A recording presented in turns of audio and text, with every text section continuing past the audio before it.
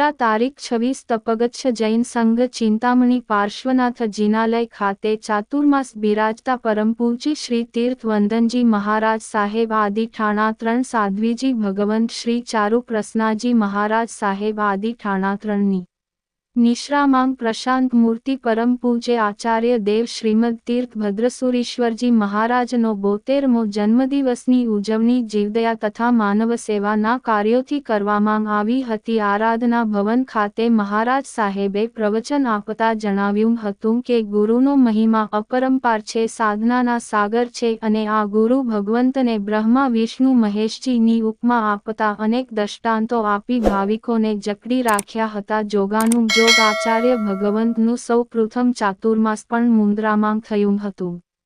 આ ટાંકણે પરમ પૂજ્ય અધ્યાત્મયોગી આચાર્ય ભગવંત શ્રીમદ વિજય કલાપુર સુરીશ્વરજી મહારાજા તથા શ્રી જયઘોષ દાદાને યાદ કર્યા હતા। મહારાજ સાહેબે આચાર્ય ભગવંતની પ્રતિમાને પ્રદક્ષિણા આપી હતી। આ ટાંકણે ગુરુપૂજનના ચડાવવા એક અનોખી રીતે લેવામાં આવ્યા હતા, જેમાં એક વર્ષમાં 1400 સામયિક કરવાનો ચડાવો શાહ ચાંદનીબેન અમિતભાઈ પરિવાર, જ્યારે એક વર્ષમાં 3006 નવકાર મહામંત્રની માળા ગણવાનું લાભ શાહ રમીલાબેન રમાકાંત પરિવાર, જ્યારે એક વર્ષમાં 1008 ગુરુવંદન કરવાનો લાભ દર્શનાબેન વિમલ મહેતા પરિવારે લીધો હતો। આ ટાંકણે સામાયિક તથા ઉપવાસ કરવામાં આવ્યા હતા તથા પાંચેગરના ભાઈઓ બહેનોનું મોઢું મીઠું કરવામાં આવ્યું હતું।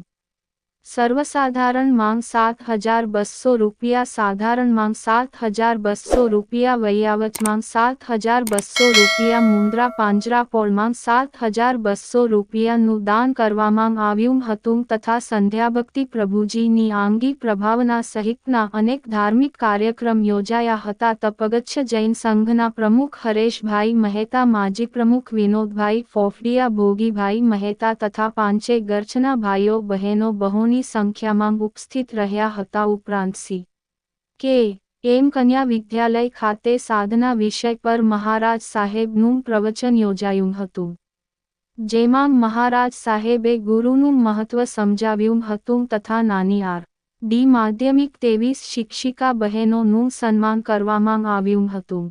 આચાર્ય વાલજીભાઈ ફફલનું વિશિષ્ટ સન્માન ભોગીભાઈ મહેતા, રીતેશભાઈ પરીખ, હર્ષભાઈ દોશી, ધવલભાઈ મહેતાએ કર્યું હતું કે વાલજીભાઈએ જણાવ્યું હતું કે મહાત્માઓ અમારી સ્કૂલમાં પધારતા રાજીપો વ્યક્ત કર્યો હતો તથા આભાર માનતા જણાવ્યું હતું કે મહારાજ સાહેબે જે શીખ વિદ્યાર્થીઓને આપી છે તેમનું અમો અનુકરણ કરશુંની ખાતરી આપી હતી। ધોરણ પહેલી 8ના અંદાજિત 800 વિદ્યાર્થીઓએ નમસ્કાર મહામંત્રનું કંઠસ્થ કરી અને રાગ રાગણી માંગ સુંદર સ્વરૂપે ગાયું, ત્યારે જાણે જિનાલય જેવું દ્રશ્ય જોવા મળ્યું હતું તથા ભારતના વડાપ્રધાન આદરણીય નરેન્દ્રભાઈ મોદી સાહેબે તાજેતરમાં નમસ્કાર મહામંત્રનું લાઈવ કાર્યક્રમ યોજાયો હતો, તેનું ટેલિકાસ્ટ કરવામાં આવ્યું હતું।